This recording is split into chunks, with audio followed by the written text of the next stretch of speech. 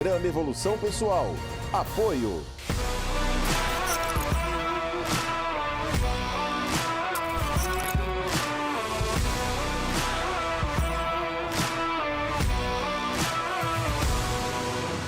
Pessoal, a Ridger Comunicação, empresa de publicidade, propaganda e produtora de vídeo, sediou o maior evento de costura da América Latina, o Jornada da Costura, um evento que durante 7 dias alcançamos mais de 150 mil pessoas com transmissão simultânea e ao vivo em multiplataformas. Equipe técnica de produção, jornalismo, edição, corte, toda uma estrutura para realizar o maior evento aqui na sede da Ridger Comunicação. E você também quer realizar o seu evento, o seu curso, os seus projetos de vídeo e de publicidade e propaganda? Venha para a Ridger Comunicação. Nós temos uma estrutura completa e uma equipe esperando por você. Vem para cá.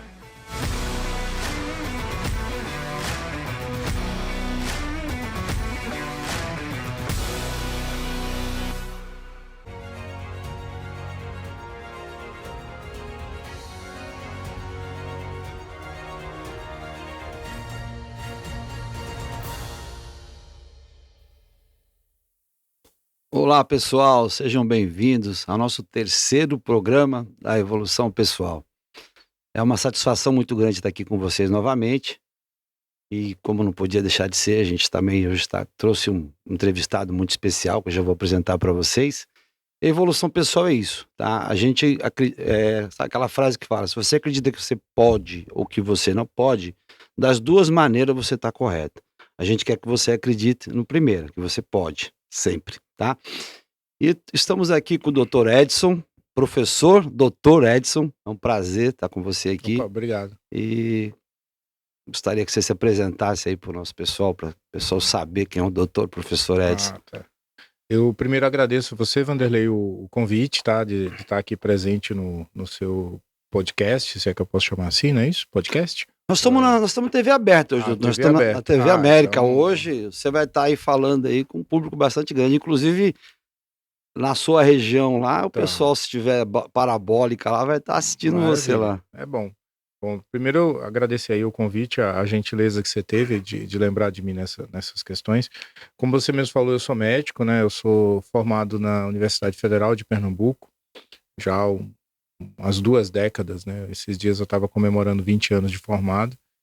E eu vim para Campinas a pretexto de fazer um curso na época, e foi quando eu acabei me especializando, né? Eu fiz cirurgia geral e depois urologia no Hospital Mário Gatti, que é um hospital conhecido aqui de Campinas, né? Fui fazer o meu mestrado na Escola Paulista de Medicina e acabei ficando aqui em Campinas, onde eu trabalho, né? Tanto no serviço público, né? Como eu estava te falando anteriormente, que eu trabalho como médico assistente da urologia no Mário Gatti. Atualmente eu estou à frente da Coreme, que é a Comissão de Residência Médica de lá, né? Que é o Mário Gatti, ele tem um serviço de formação de médicos especialistas, né? E a Coreme é digamos assim, é a parte gestora desse processo de ensino, e um programa de telemedicina que está se desenvolvendo dentro do Mário Gatti. Doutor, primeiramente, assim, pelo pouco que você está falando, eu sei que você tem mais coisa para falar. A gente tá muito agradecido você estar aqui, porque eu sei que o seu tempo é desse tamanhozinho, né? E eu sei o que... Você já falou para mim que vai sair daqui, vai ter operação hoje ainda, né? Cirurgia. Mas eu quero falar um pouco de você. Você já falou, legal, como eu falei, é uma honra estar aqui com você. Inclusive o Dr. Edson, meu médico, né? A gente conversando, ele tem, além de médico, ele tem uma história bacana, que vamos falar um pouco dela pra gente chegar, pra vocês conhecerem o ser humano que tá aqui hoje, tá? Doutor, você nasceu onde? Eu nasci em Recife. Recife? Eu nasci e criado ali na parte mais periférica ali de Recife, né? E eu tenho... Em Recife mesmo, né? Sim, a cidade... Capital. Recife capital, mas capital. No que a gente chama da periferia de Recife, né? Assim, não é na parte mais central, nem é aquela parte bonita que todo mundo conhece. Que todo mundo vai lá só pra viagem, né? Só pra ver a coisa. Na parte mais periférica. E é interessante falar de trajetória, né? Eu fiz a minha história toda dentro da escola pública, né? Então, mas doutor, você e quantos irmãos? Eu, meu irmão, meu pai e minha mãe. Seu pai e sua mãe estão vivos ainda? Estão vivos os dois, graças a Deus. Como é que é o nome deles? Lourdes e Ailton. Dona Lourdes e seu Ayrton. Prazer em estar com a pessoa que vocês colocaram. Tá aqui hoje, hein? Doutor Edson está aqui com a gente hoje. Doutor. E aí, o seu pai fazia o quê? Meu pai era estivador. Estivador? Estivador. Puta, trabalha bastante também. São aqueles caras que carregam e descarregam os caminhões no porto, né? E você, menino ali, ficava brincando ali na periferia, eu conheci, jogando bola, afinando pipa. Isso, arrancando unha jogando bola. E como é que era esse menino? Que ele já tinha ideia do que queria ser? Né? Assim, não tinha muito essa noção de que, assim, eu vou ser médico, entendeu? Eu achei interessante que eu vi uma história sua, eu quero chegar lá. Você estava contando em outro programa que você, na verdade, você não começou diretamente na medicina, né? Não. Eu fiz uma trajetória meio diferente.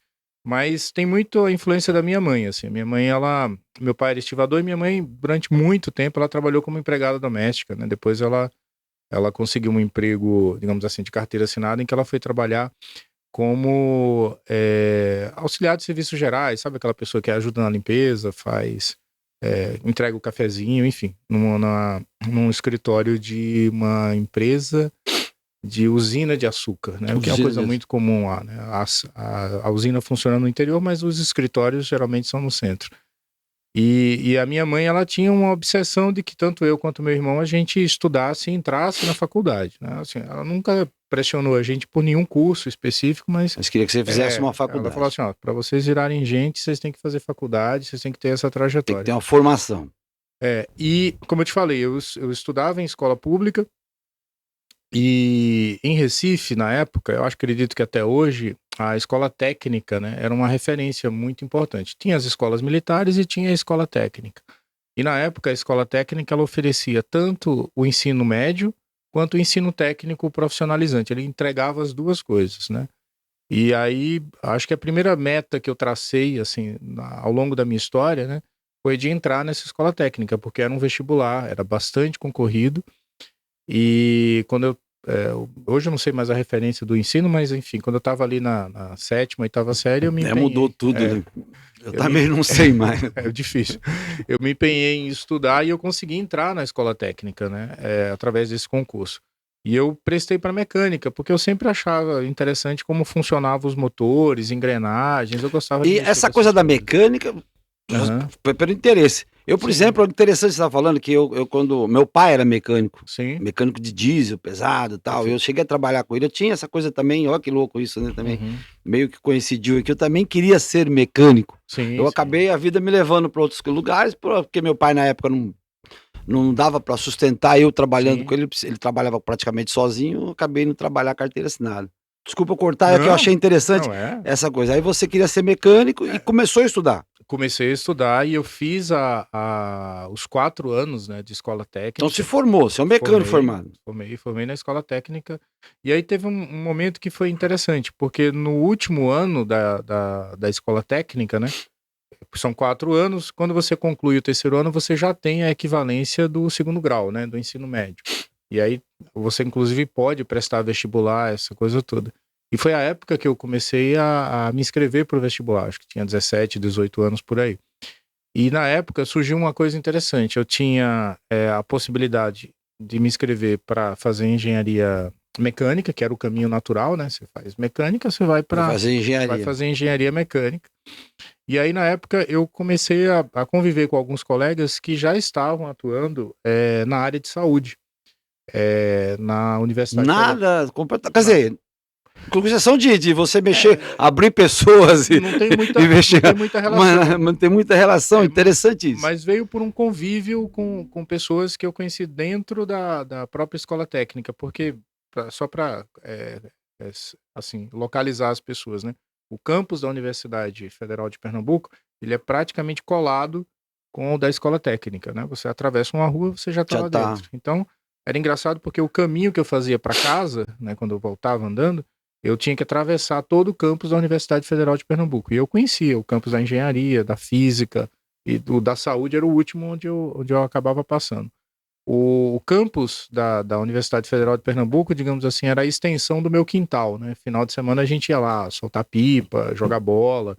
porque é uma área verde, grande, analogamente ao que se tem aqui dentro da Unicamp, que o pessoal vai caminhar no final de semana, mais ou menos isso.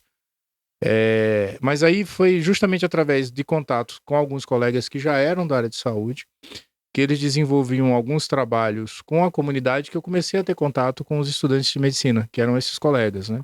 E aí eu comecei a me interessar por isso, né? E foi aí justamente nessa transição do terceiro para o quarto ano da escola técnica, eu comecei a cogitar de fazer medicina. Por quê?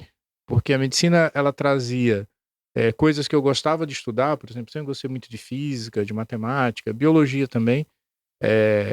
Então, tinha isso, e a possibilidade de fazer várias coisas, né? Porque a medicina, e depois a gente pode ir conversando sobre isso, ela não é um curso tão fechado, ela permite você trabalhar desde a área cirúrgica, que é a área que eu tô, né? Perfeito. Patologia, radiologia, então assim... Mas um deixa eu universo entender uma gigante. coisa aqui, doutor Edson. A gente entende que a medicina, obviamente, Tá. é um curso que puxa bastante professor. Sim. Eu queria entender a sua formação anterior, né?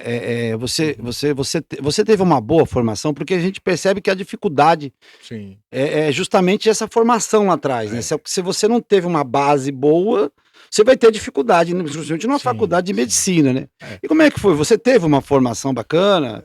Ou não? Ou você... Sim. Ou foi por esforço próprio? Você estudava mais que o normal?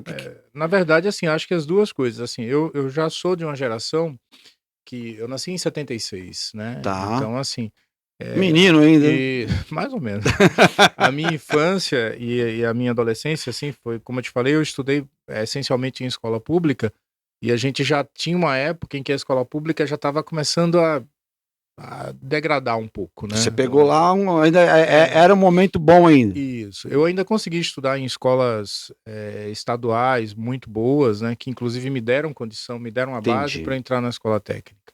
A escola técnica, como eu te falei, como é um ensino médio e ela é uma escola federal, ela tinha um outro nível de qualidade, né? Mas eu posso te falar, assim, por exemplo, a minha experiência na escola, antes de entrar na escola técnica, por exemplo, teve anos em que eu tive uma aula de inglês. Por Caramba. exemplo, num ano inteiro, Uma né? aula. Eu conheci o professor, ele veio Era muita greve, né? greve, falta de professor, todos Falta aqueles de aquelas problemas. coisas que tinha, e depois passava e pronto, né? Exatamente. No final do ano, não sei de que jeito, você tinha uma nota lá e ia passava. embora, né? Agora, uma das coisas que eu acho que me ajudou bastante é que, ao longo dessa trajetória toda, eu sempre estava cercado de pessoas que gostavam de estudar, né? Isso é importante. Então, assim, eu tenho um grupo de pessoas que, inclusive, que eu me relaciono até hoje, né? São colegas meus, que todos estudaram em escola pública, todos entraram na faculdade, todos se alinharam. Você precisou fazer cursinho, não? Para poder... Cara, eu ganhei um prestou? cursinho, você acredita? Que Eu ganhei bacana. um cursinho, porque quando eu tava nesse terceiro ano que eu te falei, eu tinha uma colega que ela falou assim, ó, vamos fazer cursinho, né, para estudar pro vestibular, tudo. Aí eu falei, cara, sem chance, né, porque a Tem gente, condição. como é que vai bancar um cursinho? E na época tinha aqueles cursinhos que duravam 1 ano, e tinha aquele cursinho que ele chamava de intensivo, que durava 6 meses. Tá. Sabe? Aquele que pega pesado mesmo. Exatamente. Na verdade, não pega pesado, assim, é o que você pode pagar. Você pode pagar 6 meses, você pode pagar 1 ano. Então, o cara Entendi. apertava ali e era o que dava. E os caras estavam oferecendo, para quem fizesse essa prova, acho que era tipo uma bolsa, alguma coisa assim, e era um cursinho que ele era à noite, no centro de Recife. Então, Caramba. era um cursinho noturno. Você trabalhava em algum local ou não? Não, cara. Você tinha quantos anos aí? Eu acho que eu tava com 17. 17 anos. Por aí. Tá. Na época de vestibular, 17, 18 anos. Mais ou menos isso. Então você estudava à noite porque era horário do curso, não porque você trabalhava. Durante o dia eu tava na escola, né, como eu te falei, e à noite deu essa oportunidade de fazer o cursinho. E aí, eu prestei essa prova, eu tirei uma nota legal, e aí os caras meio que deram uma bolsa, alguma coisa assim. Sei que no final... Esses 6 meses que você fez o cursinho, como é que foi isso pra você? Foi os 6 meses, todos os dias, todo momento? Era à noite, cara. A gente saía ou tipo assim, sábado e domingo estudava e não tinha... Porque assim, eu vejo as pessoas querendo, mas não tanto, né? Opa, não posso deixar de ir na festinha, não posso deixar de fazer. Não. Você abdicou total mesmo. Sim, era de busão, cara. Eu te falo que assim, foi um dos piores anos que eu passei, assim, porque... durante o dia você estava na escola, à noite você ia pro cursinho, chegava em casa cansado, no dia seguinte você estudava, e eu acho que eu tive uma situação talvez até de favorecimento, como eu te falei, porque a minha mãe e o meu pai, eles priorizavam muito essa questão do ensino, né? Então eu nunca teve aquela coisa, cara, você vai trabalhar e estudar à noite. Não, você vai estudar de dia, a gente se vira aqui, segura a onda para você poder se dedicar aos Que estudos. bacana isso, né? E aí, mesmo com pouco tempo, né, com esses 6 meses de estudo, foi o que deu condições de poder prestar o vestibular e entrar na faculdade de medicina. Que tem um detalhe, né? Hoje tem mais, mas na época, no estado inteiro, só tinham 2 faculdades públicas, né, de medicina, que é a estadual e a federal. A federal era um pouco mais concorrida, e se você somasse ali, davam o quê? Em torno de umas 140 vagas para o estado inteiro. Caramba! Então, a peneira, digamos assim, pro vestibular de medicina. Então, você imagina, o estado, fora outras pessoas que vêm de outros estados para prestar vestibular, é bem grande, né?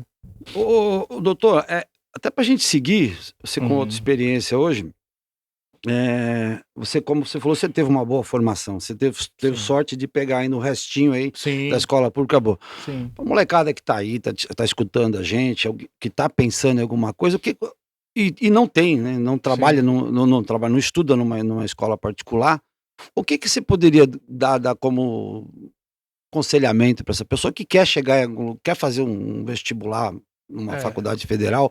Você tem alguma coisa que você pudesse falar para esse pessoal, para falar, olha, desde hoje começa a fazer isso? Cara, você vai achar todo tipo de dica, né, em relação Mas a sua dica eu tenho certeza que vai ser muito boa. Cara, eu acho que assim, como eu te falei, eu acho que foi um conjunto de coisas, né? Primeiro, eu acho que ter e sempre que possível poder contar com o apoio de quem cuida de você, né? Dos seus pais, ou do seu avô, do seu avó. Quando você tem alguém que entende que os estudos são importantes e te favorece, te apoia nesse sentido, eu acho que esse é o primeiro passo, né? Isso ajuda bastante.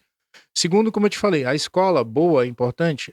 Mas, por exemplo, eu vim de uma escola pública com uma certa dificuldade, eu tinha, sei lá, a maior parte dos meus colegas vindo de escola privada.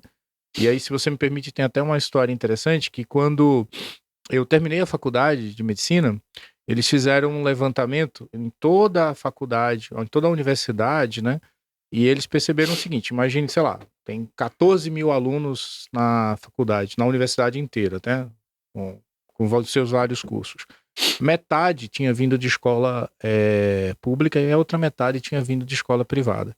Se você olhar por esse número, você vai dizer assim, bom, o ensino superior ele é democrático, né? Assim, você já tem aluno de escola pública e privada. Só que quando os caras fizeram a estratificação desse estudo, falando assim, olha, quais são os cursos mais concorridos? Que vai lá, medicina, engenharia, direito, administração. São esses 4 aí, com alguma variação, mas sempre medicina, engenharia e direito estão ali entre os 3 primeiros. Quando você ia para isso, mais de 90%, 95% já muda, né? Vem de escola privada. Então, os alunos de escola pública geralmente ficavam nos cursos noturnos, sem nenhum demérito, mas nos cursos mais focados na área de humanas, né, na área de contábeis. Então, para esses cursos, havia realmente ali uma diferença, né?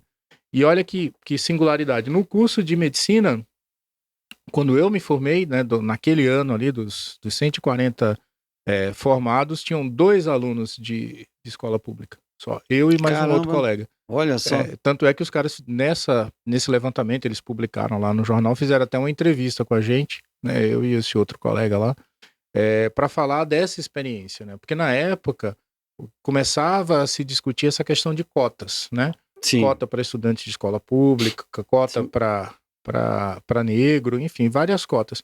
Eu não sou cotista, né? Eu não entrei nessa cota, até porque as cotas começaram a surgir em alguns anos depois. Então, assim, a gente entrou nesse negócio. E aí, bom, mas enfim, isso aí foi só uma digressão para te explicar como é que funcionou esse caminho aí, né? Mas eu acho, cara, voltando à sua pergunta, que além de você ter o apoio, envolve também um pouco desse circuito que você descreveu aqui, né? Para que você tenha sucesso, né? Eu não entendo o sucesso como um lugar em que você chega, mas eu entendo o sucesso como uma trajetória que você desenvolve. Muito né? bom. Eu acho isso é importante. Então, eu entendia que assim, olha, eu preciso chegar na faculdade, mas ela não é é tudo, porque senão passou no vestibular, beleza, realizei o sonho, entrei, acabou. Não é, né? Não é isso, mas é uma trajetória, é o que você aprende ao longo desse período. A segunda coisa, como eu te falei, é você ter uma rotina, você tem um modo de poder estudar.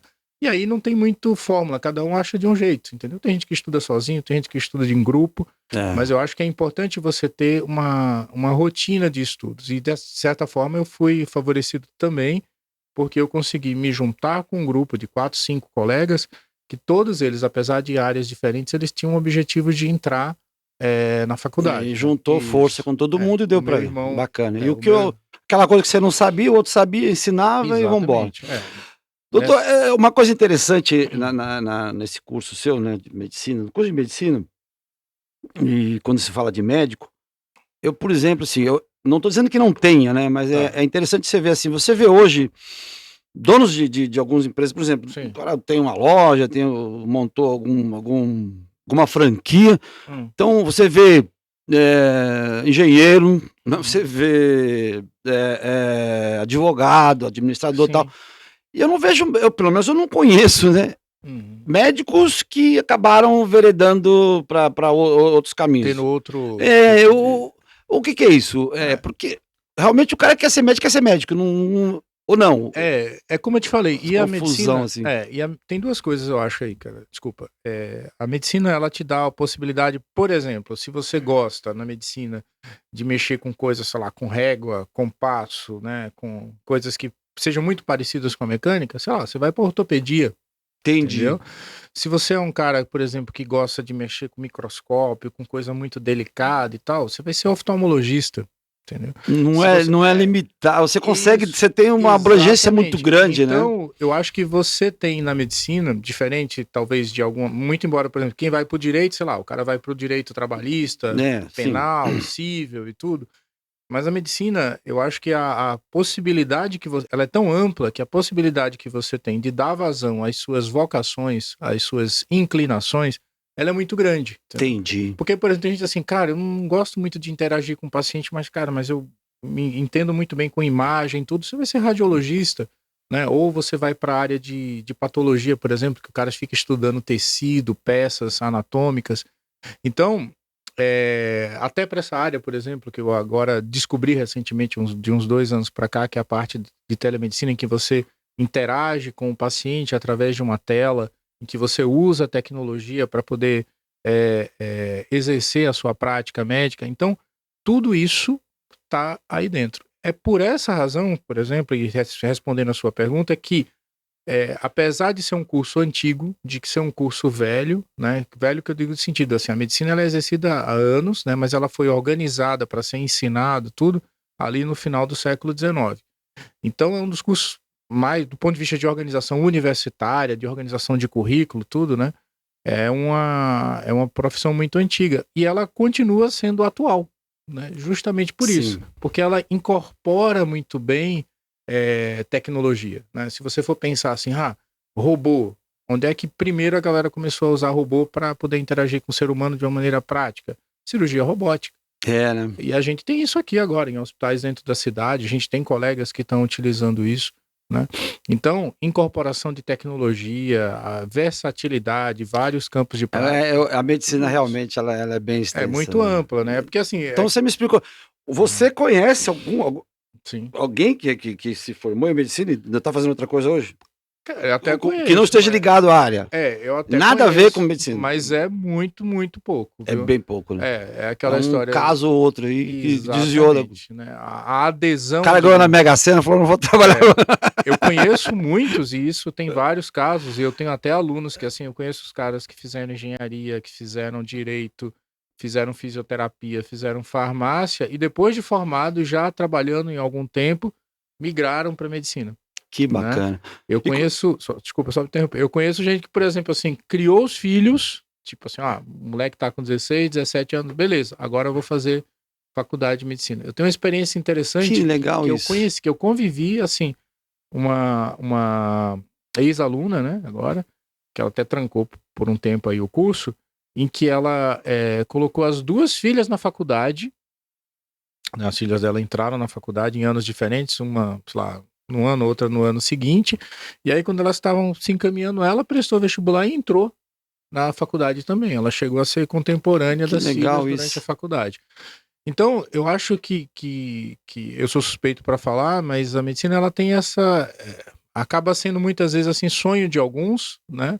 Para poder realizar, mesmo que em fases tardias. Então, respondendo a sua pergunta, eu conheço muitas pessoas que são ex-outra coisa que se tornaram médicos, mas eu conheço muitos ex-médicos que se tornaram outras coisas.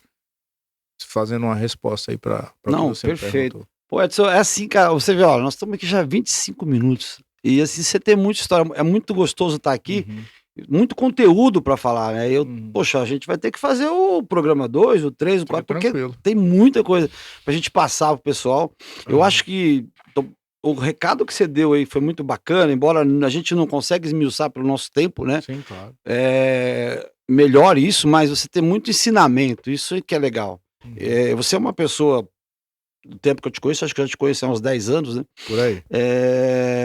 Você é uma pessoa calma, tranquila, você passa tranquilidade, principalmente para as pessoas que vão te procurar, né, para um tratamento ou não, ou apenas para fazer uma rotina, que é o meu caso sempre com você, graças a Deus, espero que fique muitos anos assim. Mas assim, pô, muito feliz de estar aqui com você. Eu gostaria não, eu vou te pedir desde já para a gente fazer um segundo programa, para a gente poder falar mais sobre o Edson, pessoa, porque você passou muita coisa bacana pra gente. E eu queria que você mandasse aí pro pessoal o teu recado, para quem tá pensando em fazer medicina, o que essa pessoa pode fazer, ou no geral mesmo, para as pessoas que não precisa ser medicina. Pô, o cara tá querendo fazer alguma coisa, eu acho que o que pode ser de bom aí? Eu sempre penso na segunda-feira, sabe? Porque a segunda-feira é o Dia Internacional do Atestado, é o dia que as pessoas, por algum motivo, por algum desgosto, não querem ir trabalhar, né? Eu sempre penso assim, a gente tem que imaginar uma função pra gente, alguma coisa que a gente faça no nosso dia a dia, que faça com que a gente levante na segunda-feira com vontade de fazer aquilo, né? Eu tenho, como eu te falei, 20 anos de formado já, caminhando aí para 21 anos, e toda segunda-feira eu tô muito contente e feliz de fazer o que eu vou fazer, né? Se eu vou operar, se eu vou atender, se eu vou pro consultório, isso que é o mais importante. Então, atendendo ao que você falou, eu acho que independente de se você vai para a área de exatas, para a área de humanas, se vai para o ramo da tecnologia, filosofia, direito, seja lá o que você for, você tem que imaginar que tem que ser uma coisa que você consiga fazer todo dia sem enjoar, que isso te dê prazer. Muito bom. Eu acho que isso é o mais importante. Edson, vou chamar de Edson. Sim. Agradecido você estar aqui com a gente. Eu espero, pessoal, que essa nossa conversa rápida hoje consiga dar alguma luz para você. E guardo você no próximo programa. O Edson vai voltar outras vezes aqui com a gente. Até mais, viu? Obrigado. Obrigado, Edson.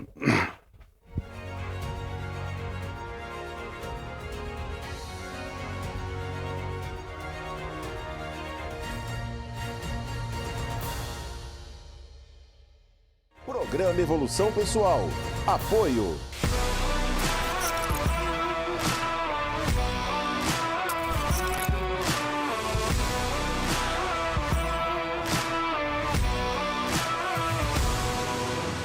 Pessoal, a Ridger Comunicação, empresa de publicidade, propaganda e produtora de vídeo, sediou o maior evento de costura da América Latina, o Jornada da Costura, um evento que durante 7 dias alcançamos mais de 150 mil pessoas com transmissão simultânea e ao vivo em multiplataformas. Equipe técnica de produção, jornalismo, edição, corte, toda uma estrutura para realizar o maior evento aqui na sede da Ridger Comunicação. E você também quer realizar o seu evento, o seu curso, os seus projetos de vídeo e de publicidade e propaganda? Venha para a Ridger Comunicação. Nós temos uma estrutura completa e uma equipe esperando por você. Vem para cá.